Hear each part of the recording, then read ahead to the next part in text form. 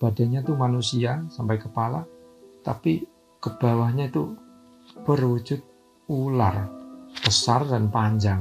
Ternyata badannya itu melingkar sampai belakang rumahnya dan melingkari rumah Mbok Lam, rumah si Nining itu. Kembali bersama catatan misteri. Assalamualaikum warahmatullahi wabarakatuh. Pertama kali dalam edisi Kisah Alam Sebelah, kali ini saya sampaikan secara langsung cerita dari seorang janda yang ada di Jawa Timur. Kali ini ceritanya agak unik dan bisa dibilang serem. Nah, jadi ceritanya ini, tak ceritanya.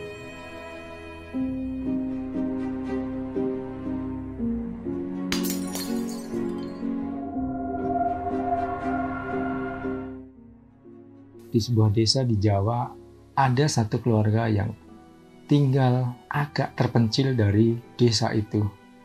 Jadi posisi rumahnya itu kira-kira setengah kilometer atau 500-400 meteran lah dari pemukiman warga yang padat. Seperti ada jalan ke arah kebun-kebun gitu, ke arah kebun yang lebat dan semakin ke arah pinggir, ke arah sawah. Di situ ada juga sungai, ada pohon yang sangat tinggi, lebat, dan orang situ bilang daerah situ memang agak angker. Ada satu rumah di situ ditinggali hanya seorang janda tua dan anak perempuannya yang sudah dewasa. Ibu-ibu janda ini orang biasa panggil Mbok Lam. Statusnya sudah janda karena suaminya meninggal sudah sejak lama. Sedangkan anak perempuannya ini namanya Nining. Bisa dibilang perawan di desa itu yang kira-kira umurnya hampir 40 tapi belum menikah. Nah, di desa mereka berdua dikenal pemberani karena sudah biasa tinggal jauh dari keramaian. Memang rumahnya terpencil, termasuk di tengah kebun di desa itu yang juga dikenal angker dan jarang orang desa itu berani lewat atau berani menjamah ke arah rumahnya Mbok Lam ini. Kalaupun ada yang menjamah paling hanya orang yang sedang mancing di sungai yang memang nggak jauh dari rumah Mbok Lam ini ada sungai yang nggak kecil tapi nggak besar juga, tapi di situ cukup banyak ya ikannya, jadi banyak orang peminat mancing di sungai itu. Sungai itu membentang di satu desa itu. Nah, tapi orang-orang mancing biasanya di yang sebelah sana, jadi yang lebih dekat dengan pemukiman warga yang daerah rame. Nah, yang mancing di situ itu orang-orang dari desa sebelah yang nggak tahu soal tempat itu. Nah, Mbok Lam ini dan si Nining orangnya memang jarang keluar rumah, jarang ketemu tetangga. Di desa nggak ada masalah dengan orang-orang sekitar sih. Bahkan Mbok Lam dikenal orangnya sangat baik dan orang nyebut tuh ya orang kurang mampu tapi orangnya ikhlas gitu, apa adanya. Nah, sedangkan si Nining juga di desa itu dikenal anaknya sopan dan baik sama orang gitu. Untuk makan sehari-hari mereka berdua ini hanya memanfaatkan kebun di sekitar rumahnya ya, yang ditanami sayur-sayuran, ada singkong, ada cabai, ada pisang, ya sayur-sayuran di sekitar situlah. Ada juga hewan ternakan. Untuk makan sehari-hari bisa dikatakan cukup lah, tapi ya sebetulnya kurang sih, karena mereka hanya mengandalkan apa yang ada di sekitar situ gitu. Rumahnya pun juga bangunan tua yang lama gitu, sudah kelihatan rusak, berumur, sudah uzur ya, dindingnya sudah mulai kotor, mulai banyak lumut, dan ada yang retak seperti itu. Nah, karena ekonominya kurang mampu, ya otomatis Mbok Lam nggak mampu memperbaiki atau merenov rumahnya itu. Ya memang sederhana sekali kehidupannya, dan Mbok Lam dan ini juga nggak ada masalah soal itu karena dikenal dengan orang yang sangat ikhlas apa adanya gitu. Nggak pernah minta-minta, nggak pernah ngeluh, ngalir aja hidup di situ. Nah, Mbok Lam dan Nining ini di rumah, tapi seringkali orang kalau mencari beliau mau ngantar makanan atau misalnya ada yang hajatan dan pengen ketemu atau pengen ngundang atau mau ngasih makanan, seperti susah ditemuin gitu. Orang bilang sih orangnya ada di rumah, tapi kalau diketok pintu atau dipanggil juga kayak nggak mau keluar atau gimana ya. Tapi yang keluar pasti si Niningnya itu, yang nemuin orang gitu. Nah, orang desa situ, sekitar situ, misalkan ada perlu ngantar makanan atau apa, pada nggak berani kalau sudah lewat jam 3 sore. Memang itu kebun, sangat rindang, pohon-pohonnya tinggi dan semak-semak, ada sungai, ada kebun salak juga di dekat sungai itu. Nah, setelah sungai ada sawah yang luas gitu, pohon-pohonnya juga tinggi di sekitar sungai. Nah, yang membuat lebih serem lagi adalah di situ ada bangunan bekas rumah yang dibongkar. Sampingnya ada sumur yang tidak dipakai, tapi ya itu yang bikin kelihatan makin serem. Nah, apalagi di malam hari, malam cuma ada satu lampu yang redup ya di depan rumahnya Mbok Lam itu.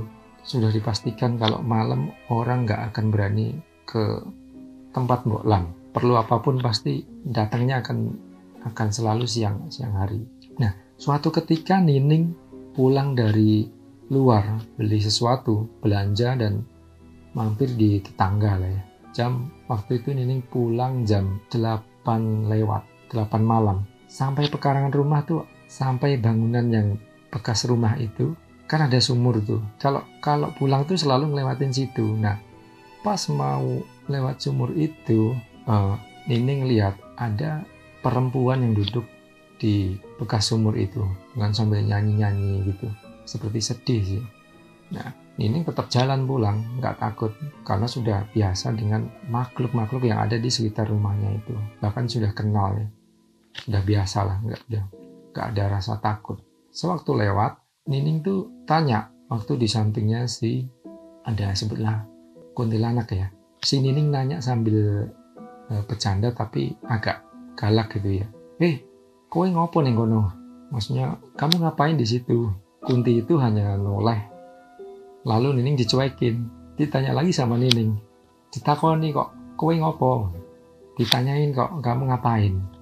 Nah, akhirnya si Kunti itu jawab, arep ono tamu teko. Nining bilang, tamu apa? Ya kowe kuwi tamune. Tamu apa? Ya kamu itu tamunya. Bercandanya ini seperti itu sambil galak gitu ya. Dan Kunti itu noleh sambil ketawa cekikikan gitu. Nah, Nining sambil jalan ke arah masuk rumah dan akhirnya masuk. Sampai di rumah, Nining ini langsung sholat isya karena memang belum sempat sholat isya ya kan. Setelah itu dia tidur ya karena Mbok Lam udah tidur duluan dari sore gitu. Suasananya sangat sepi, hanya ada suara hewan dan angin saja. Ketika waktu menunjukkan tengah malam, sekitar 11:30 lah, tiba-tiba ada yang ketok pintu berkali-kali tuh. Dok, dok, dok, dok, dok, dok. Dok, dok, dok, dok, dok, dok. Dok, dok, dok, dok. Kayak orang lagi perlu apa gitu, penting banget kesannya. Nah, Mbok Lam itu nggak dengar. Kalau Mbok Lam, karena orang sudah tua ya, mungkin nggak terlalu ini. Jadi si Nining yang dengar dan otomatis bangun. Sempat mikir sih, di kamar tuh Nining tuh mikir, malam-malam siapa yang ketok pintu? Dikira ada orang nyari penting atau apa. Tapi biasanya orang kalau nyari selalu siang, karena nggak akan ada yang berani datang ke rumah tuh malam-malam gitu. Nah, Nining juga penasaran, siapa ya gitu. Akhirnya Nining keluar kamar dan ke depan, buka pintu. Ternyata ada 2 bocah kecil lagi mainan, lari-lari gitu, muter-muter di depan pintu, di teras lah. Nining pun nggak kaget, biasa memang sudah lihat penghuni situ kan, ada bocah, ada Kunti, dan macam-macam. Lalu Nining tuh nanya, kowe toh, bengi-bengi ngopo toh le, ganggu wong turu ae. Maksudnya, kamu toh, malam-malam kok ganggu orang tidur aja, kirain orang gitu, dengan agak jengkel. Nah, salah satu bocah itu mendatengin ke Nining, sambil lari kan, terus berhenti datengin ke Nining, dan bilang, arep ono tamu mbak, enteni ae.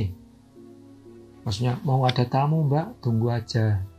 Langsung lari bocah-bocah itu, dan Nining pun bingung maksudnya tamu siapa dan malam-malam gini juga ngapain gitu. Semakin bingung si Nining karena yang tadi yang pertama si perempuan bilang mau ada tamu. Nah yang ini bocah-bocah dia bilang mau ada tamu. Lalu Nining nggak ambil pusing, masuk ke rumah dan masuk kamar tiduran karena nggak bisa tidur ya. Tapi mikir mau ada apa, siapa yang mau datang ya kan. Akhirnya waktu berselang persis pukul jam 12 malam. Nah, jam 12 malam lewat sedikit, Nining ini mendengar suara angin kenceng banget pokoknya. Nggak seperti biasanya. Wush. Nggak lama bersamaan dengan suara seperti kelinding. Wush. Kelinding. Kayak ada apa gitu ya. Benda tapi yang bergesek atau benda lewat dan kelinding gitu, semakin mendekat dan persis di depan rumah Nining. Suara itu seperti berhenti. Lalu Nining penasaran, langsung otomatis keluar kamar dan ke depan buka pintu rumahnya. Pelan-pelan Nining buka pintu kan. Dia silau, tidak ada cahaya kekuningan gitu. Gak lama cahayanya itu udah redup. Dan Nining mencoba melihat ke arah depan. Rupanya ada perempuan cantik yang pakai mahkota ya, emas. Dia sedang tersenyum, bajunya seperti baju kerajaan ya. Sini baju hitam, sini di lengannya ada emas, pakai kalung emas. Nah, setelah Nining melihat dengan detail dari atas ke bawah, ke badan, lalu melihat ke bawah, dari pinggang ke bawah itu ternyata bentuknya ular. Badannya tuh manusia sampai kepala, tapi ke bawahnya itu berwujud ular besar dan panjang. Ini pun agak kaget. Nah, setelah dilihat ternyata badannya itu melingkar sampai belakang rumahnya dan melingkari rumah Mbok Lam, rumah si Nining itu. Ekornya tuh ketemu di dekat badannya si ular itu. Karena si Nining ini termasuk orang yang bagus ibadahnya ya. Maksudnya dia imannya bagus. Dia masih bisa tenang, masih bisa mengendalikan pikirannya lah. Dan dalam hatinya Nining itu selalu istighfar, tapi Nining tidak menanyakan apapun pada makhluk itu. Dia masih kaget aja, masih melihat, dan perempuan ular itu, siluman ular itu lalu menampakkan seperti peti yang tiba-tiba ada di depannya. Jadi ada makhluk di sini ada peti terbuka isinya emas berbatang-batang dan ada uang gepokan di situ. Nah, di sini ada Nining yang sedang berhadapan-hadapan. Nah, di sela-sela suasana ini, Mbok Lam tuh bangun karena mungkin kedengeran ada berisik apa di luar gitu. Mbok Lam bangun dan kayaknya ada yang nggak beres. Mbok Lam langsung datang ke arah Nining, ke pintu di teras. Langsung, "Duk, ono apa? Nah, ada apa?" gitu. Mbok Lam melihat makhluk itu langsung agak galak tuh dan bilang, "Sepurone yo, aku ora butuh bondo dunyo. Wis tak terima urip ngene ae." Maksudnya, maaf aku nggak butuh harta benda dunia. Sudah tak terima hidup begini aja. Di saat Mbok Lam menolak tawaran itu, di sebelah teras, sebelah kanan, agak ujung. Jadi posisinya kalau sini Nining dan Mbok Lam, sini makhluk itu. Nah, di sebelah sini ada tiba-tiba muncul cahaya putih. Ternyata kakek-kakek berjubah, pakai surban, pakai tongkat. Tak tahu dia seperti marah pada siluman ular itu dan bilang, ngaliho kono, kowe nek ganggu keluarga iki urusanmu karo aku."